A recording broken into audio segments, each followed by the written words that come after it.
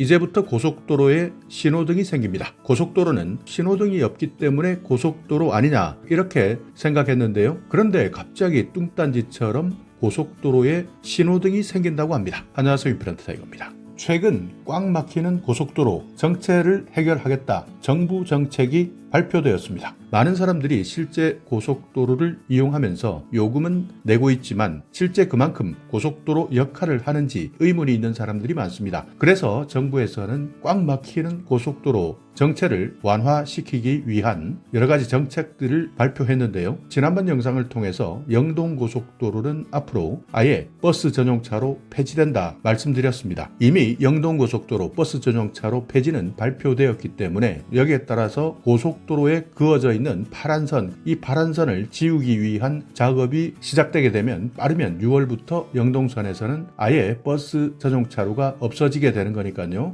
고속도로 운전하신다면 반드시 기억해 놓으셔야 됩니다. 물론 차선 지운다고 공사 차량 때문에 조금 불편하실 수도 있겠습니다. 자, 정부에서 발표했던 자료 쭉 살펴보다가 조금 신기한 내용이 있습니다. 그 내용은 뭐냐면 기존 통행 방식의 시설을 개선하겠다는 내용인데요. 자, 여기에서 램프 미터링이라는 내용이 나옵니다. 램프 미터링. 자, 용어가 생소하실 텐데요. 고속도로 진입부에서 신호를 제어한다는 겁니다. 그래서 아예 진입하는 차량을 조절하기 때문에 고속도로에서 생길 수 있는 교통 정체를 완화시킬 수 있다는 겁니다. 자, 그래서 고속도로 정체가 많은 곳, 이런 곳에서는 IC부터 아예 고속도로에 들어가기 전부터 일단 차를 세우겠다는 겁니다. 차가 많기 때문에 조금 있다가 들어갈 수 있도록 빨간불로 못 들어가게 막는다든지 아니면 현재 상황이 원활하기 때문에 파란불로 고속도로 진입할 수 있도록 신호를 준다든지 이렇게 신호등을 설치해서 고속도로 교통 정체 상황에 따라서 진입하게 만들지 말지 이것을 아예 처음부터 결정하겠다는 건데요. IC뿐만 아닙니다. 휴게소에서도 마찬가지 잠시 쉬었다가 다시 고속도로로 진입할 때 이때도 마찬가지입니다. 본선으로 진입하는 곳에는 신호등을 만들어 보겠다 하는 것이 정부 발표 내용인데요. 그렇지만 당장 시행하는 것은 아닙니다. 일단 시범 도입해보고 효과가 있는지, 그러니까 정체를 개선하는 효과가 검증되는지를 살펴본 다음에 도입 여부는 그때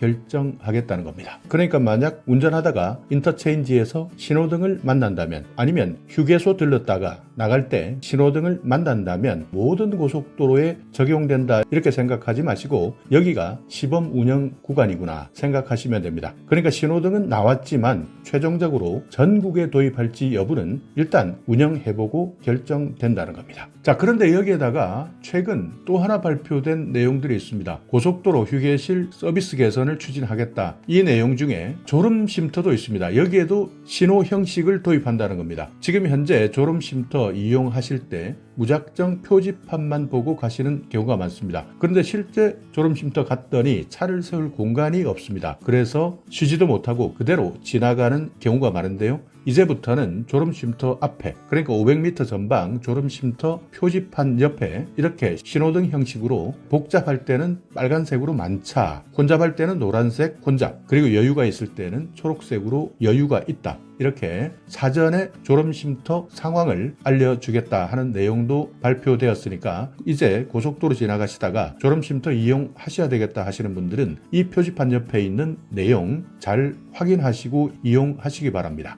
자, 그리고 휴게소 대책 이 중에서요 꼭 참고하실 만한 꿀팁 하나 있습니다. 심야 시간에 많이들 출출할 겁니다. 그런데 식당 문은 이미 닫았고요. 자, 이때 이용할 수 있는 꿀팁입니다. 심야 시간에는 로봇 셰프, 로봇 카페를 운영합니다. 그러니까 무인 자동 로봇 음식점 계속 확대해 나가겠다. 로봇 카페는 올해 65개까지 확대하고요. 로봇 셰프는요 영동선에서 시범 도입하는데 한식 5종, 우동 3종, 라면 4종 이렇게 로봇 셰프가 있기 때문에 잘 기억해 두시고 반응이 좋다면 전국적으로 확대될 예정이니까 머릿속에 담아 두시기 바랍니다. 자, 그런데 램프 미터링 이것이 이번에 처음 도입되는 내용이냐? 아니었습니다. 제가 자료를 찾아보니까 2010년입니다. 겁니다. 벌써 14년 전부터 이 내용이 발표되었었는데요. 자, 서울 외곽순환도로에서 램프 미터링 시범 사업이 진행되었던 겁니다. 그러니까 장수에서 중동 구간 이렇게 3개 나들목 5개 진입로에서 시행해봤는데요. 이후에 여기에 대한 결과는 발표되었는지 발표되지 않았는지 그냥 사라졌다가 15년 만에 다시 램프 미터링 진입로 신호조절 시스템을 다시 도입하겠다고 하니까요.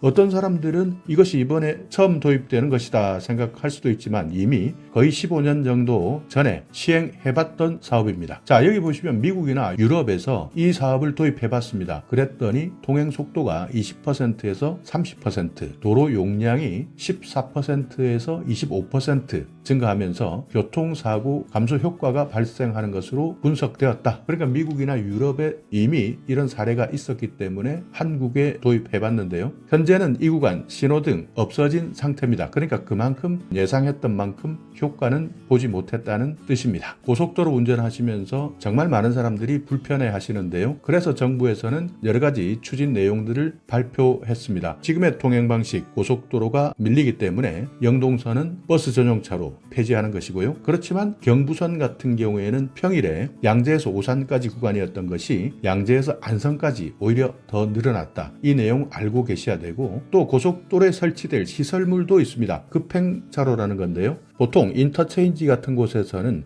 정말 차들이 많이 꼬입니다. 고속도로로 들어오려고 하는 차, 그리고 고속도로를 빠져나가려고 하는 차, 이 차들끼리만 뒤엉켜도 뒤에 따라오던 차들 갑자기 속도 줄일 수밖에 없습니다. 그런데 여기에 더해서 맨 앞까지 진행해서 인터체인지를 빠져나가려고 하는 차들 많습니다. 그러니까 뒤에서 다른 차들은 다 줄 서서 기다리고 있는데 얌체처럼 1차로 2차로까지 나와서 맨 앞에서 끼어들려고 하니까 정체 생길 수밖에 없습니다. 이러다 보면 빠져나가지 않는 차, 그러니까 계속 진행해야 되는 차는 이런 얌체 차들 때문에 하세월 정체가 풀릴 때까지 기다릴 수밖에 없습니다. 이런 상황이 고속도로 전체를 꽉 막히게 하는 주범 중에 하나였습니다. 그러니까 아예 빠져나갈 차들은 빠져나갈 수 있는 구간 쪽으로 몰아버리고 계속 그대로 진행하는 차, 그러니까 급행차는 그대로 진행할 수 있도록 차선 자체를 아예 구분하고 시설물을 설치해서 한번 차로를 선택했다면 바꾸지 못하도록 해서 급행차로는 빨리 원활하게 고속도로를 진행하게 만들고 일반차, 그러니까 빠져나갈 차들은 일반 차로로 빠져나갈 수 있도록 색깔이나 시설물로 구분해서 운영해보겠다. 이것이 고속도로에 앞으로 새로 도입될 급행차로 제도이니까 이 내용도 참고해 주시면 되겠습니다. 자, 이렇게 오늘은 정부의 고속도로 개선 대책, 고속도로를 더 빠르게 운영하겠다라는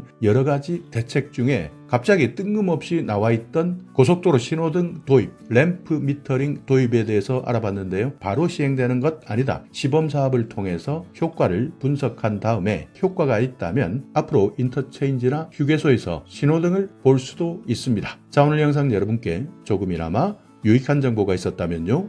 오늘도 구독 그리고 좋아요 부탁드리겠습니다.